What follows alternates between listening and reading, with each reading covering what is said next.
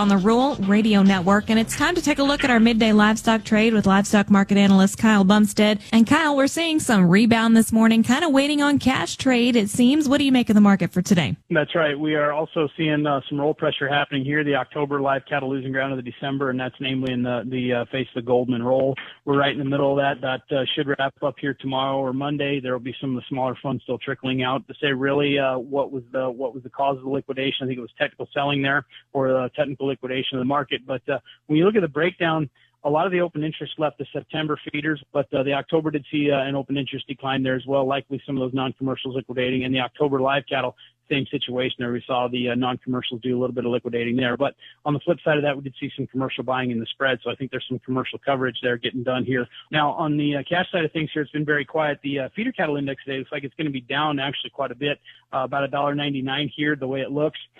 On the live cattle side of things here, we've got some 238 bids all over. There's some 237, light 237 trade, but the South, Kansas, and Texas is asking 240 to 241, and the bids are getting passed at 238 down there. Up here in the north in Nebraska, we're seeing 238 bids all over for live in western Nebraska and central Nebraska, and the dress bids have been very, very quiet here this morning. Not a lot of volume of cash trade either. So finishing out the week here, we're going to be watching to see what kind of volume we get established and at what price here as far as these live cattle go, and watching the open interest changes here in these October contracts and where those go out to the deferreds, Lacey. All right. Thank you so much, Kyle. That's Kyle Bumsted. And if you'd like to talk to him about the livestock markets, call him at 308-708-7340. Do remember, trading futures and options involves risk of loss and may not be suitable to all investors. Consider these risks before investing. I'm Lacey Shippey. You're listening to the Rural Radio Network.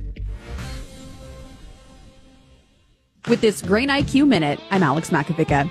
Grain marketing is a critical piece in keeping your operation profitable, but there's so much more to marketing than simply selling your grain. When you sell your grain can be directly related to your resources, like grain storage.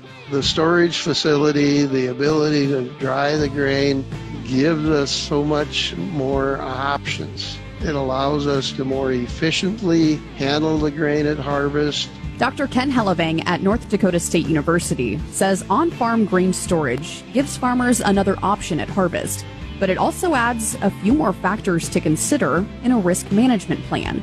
He explores the economic factors of adding or modifying on-farm grain storage. Grain IQ, the grain marketing podcast, helping you be more profitable. Subscribe and listen on Spotify, Apple Podcasts, YouTube, or the Rural Radio Podcast Hub. Grain IQ is brought to you in part by Nebraska soybean farmers and their checkoff.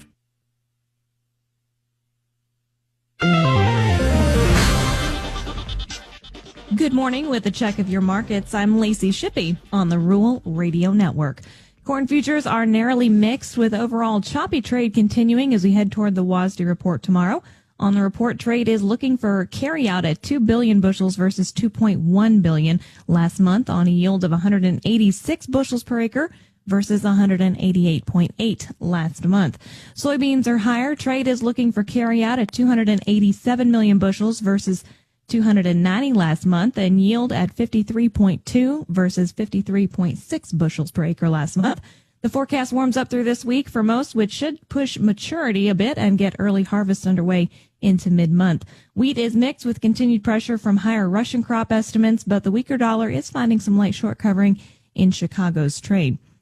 December corn is up 1 at 4.18. March up 1 at 4.35.5. November soybeans up 8 3/4 at 10.34. January up 8 1/4 at 10.53. December Chicago wheat is up 3 3/4 at 5.18 3/4. March up 2 3/4 at 5.35 1/4. Kansas City December wheat is unchanged at 5.07. March also unchanged at 5.27 1/2. And October soybean meal is up 2.30 at 285.80. October bean oil up 35 at 50.82. October live cattle are up 92 cents at 232.07. December up 110 at 233.77. September feeders up 95 at 354.15. October up 120 at 351.60. December lean hogs are up 47 at 88.75. February up 12 at 90.35, and Class 3 milk for October down 17 at 16.39. You're listening to the Rural Radio Network.